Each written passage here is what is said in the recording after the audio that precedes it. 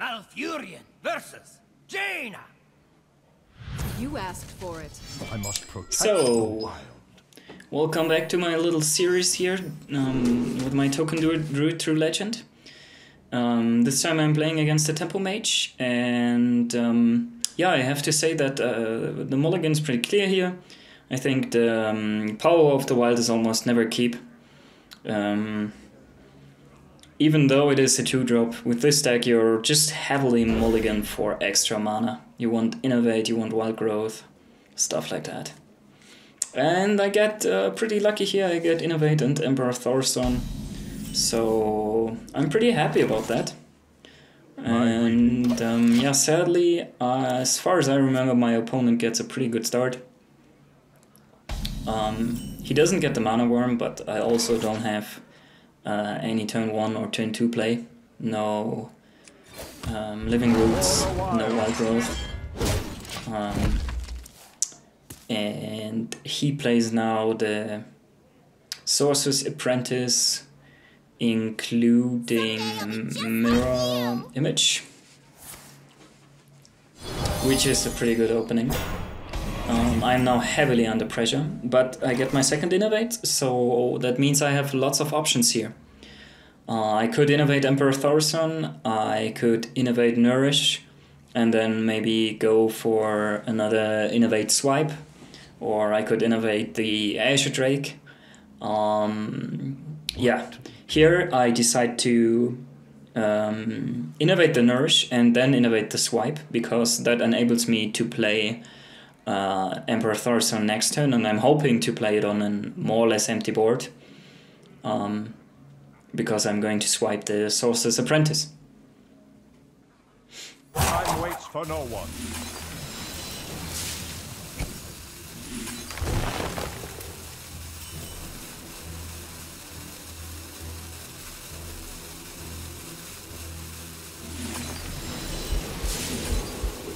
Here we go. Sadly, he has another mini. He has the Flame Waker coming up.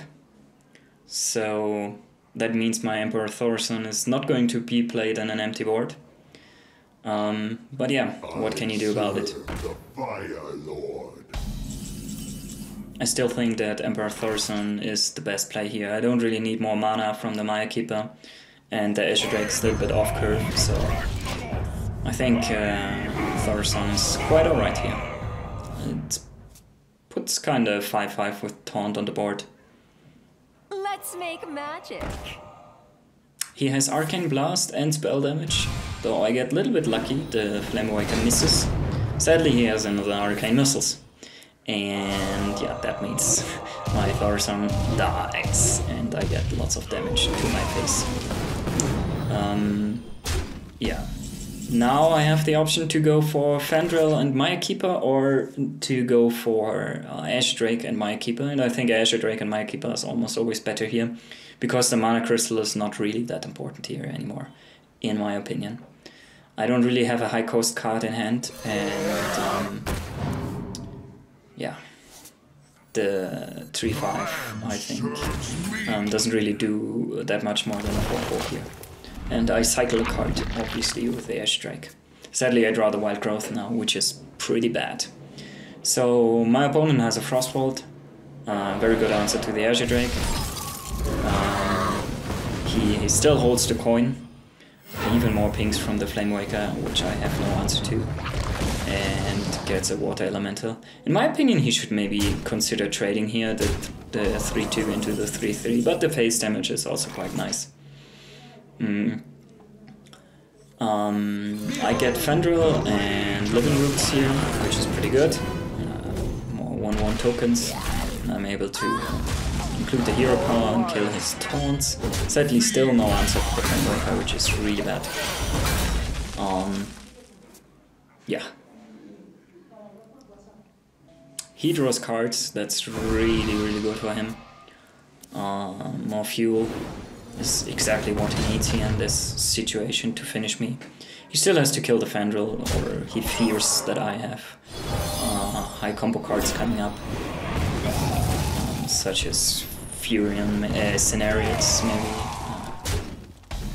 I get Yoxoran, which is pretty good and pretty bad. I should have used the Wild Growth maybe earlier in case if I draw a York that I would be able to play it right now.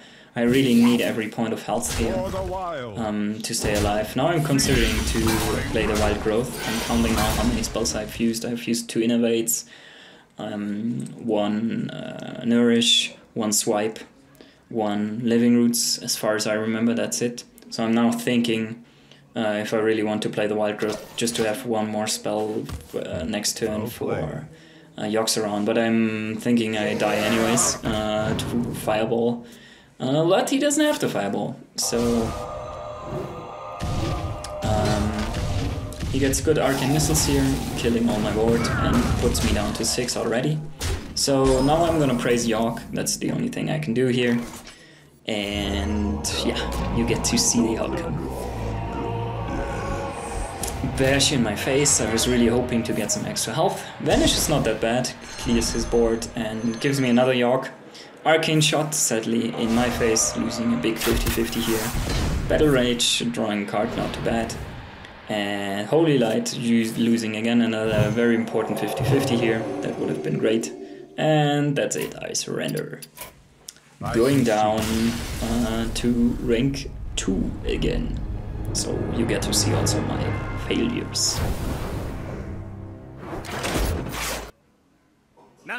So this time here I'm playing against a rogue.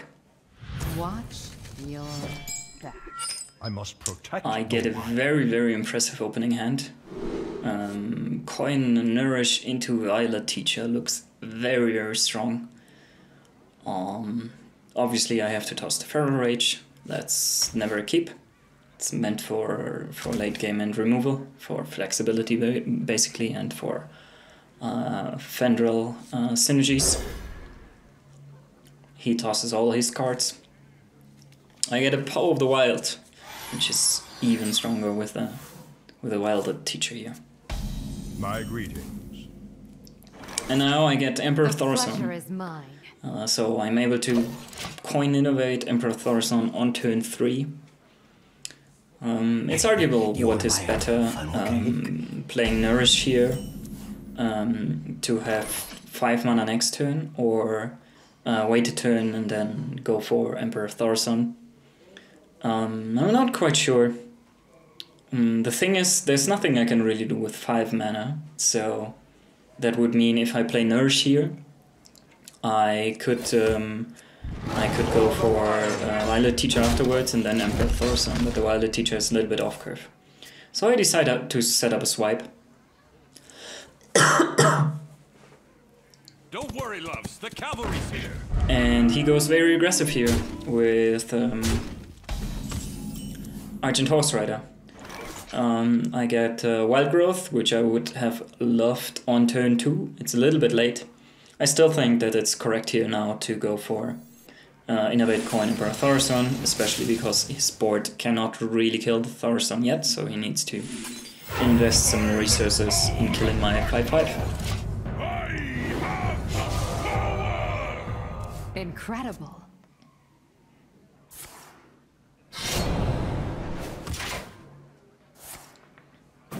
He has a pretty good answer with Deadly Poison and Backstab, but nonetheless Emperor Thorson tanked 5 damage here and gave me a lot of coins, a lot of mana reduction.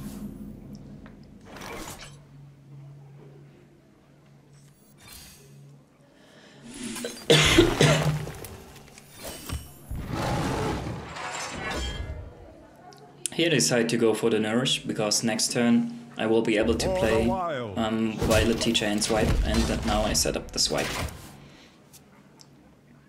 I take the 2 damage anyways from the other 2-1, so killing that is not really a true benefit, and he now plays a little bit into it even, into the Swipe, but has lots of damage here with Perdition's Blade also with a combo. So looking pretty bad for me. Still the Swipe is really awesome here, obviously, killing all his minions.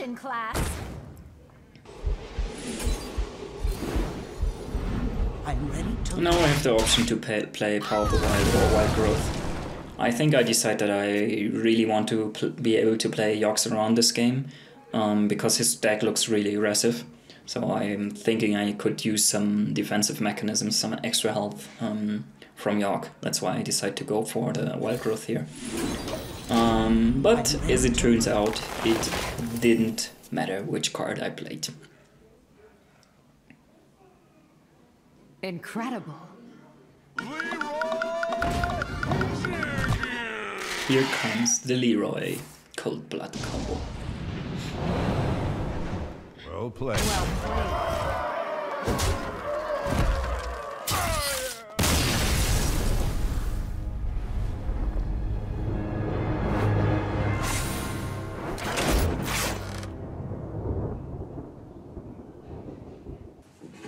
Malfurion versus Garrosh.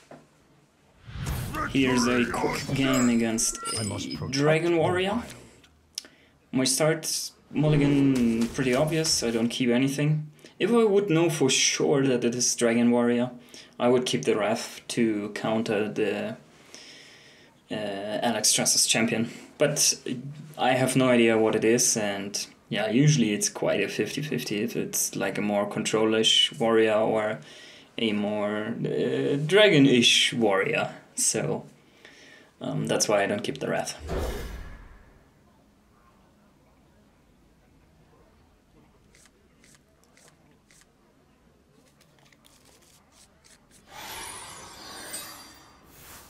My greetings. I don't get anything interesting here. The Raven Idol is not the worst, but I should actually probably use it here to search for mana, to search for a Wild Growth or a Innovate. The thing is, I had still no idea if it was a Dragon Warrior or not, and against Control Warrior I usually like to keep the Raven Idols, especially when I already have Fenrir's Stackham in my hand. So what I'm getting offered here from the Raven Idol is a catastrophe. So I take the Mark of the Wild in order to play it with the Violet Teacher. Maybe later he gets the Fiery War Axe, which is pretty good for him. The champion already dealt 6 damage to my face. I can get a little bit of mana here with the Maya Keeper, but overall looking pretty bad for me. And serves me.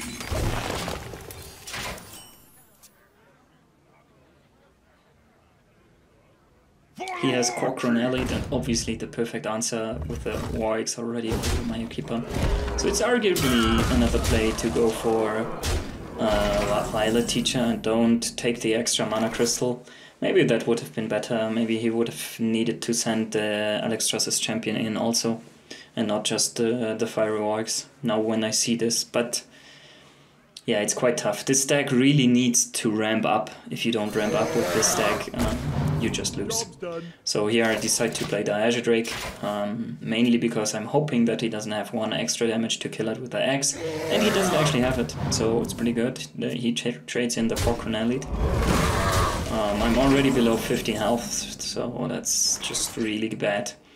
At this point of time I'm thinking, okay, Emperor Thorison is probably my only out here, reduce everything and then do a comeback with the big Fenrir Starkham turn, probably also with Violet Teacher and Mark of the Wild or something like that. But yeah,